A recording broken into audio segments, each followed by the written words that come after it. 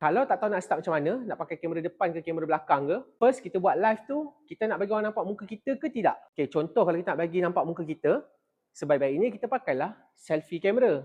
Sebab kalau ada komen, bolehlah kita baca. Tapi kalau dia membelakangi, macam mana kita nak baca komen? Kamera tu pakai kamera belakang lah. Contoh dia menghadap kita kan.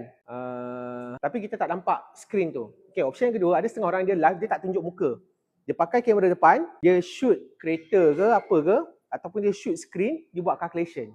Pun ada juga. Tetapi, bila kita buat live yang macam itu, ramai lagi sales advisor lain pun buat live yang macam tu. Jadi, apa yang membezakan kita dengan pesaing-pesaing kita yang lain? Yang pertama adalah, selalu kalau kita tengok video, first kali apa yang kita akan attract? Visual, betul? Kalau semua orang share screen, buat calculation, apa yang membezakan kita dengan orang lain? Kadang orang tak ingat. Jadi, kena nampak muka kita lah. Macam mana nak bagi orang nampak muka kita? Kalau dekat dalam TikTok live punya features, kita boleh live dual camera.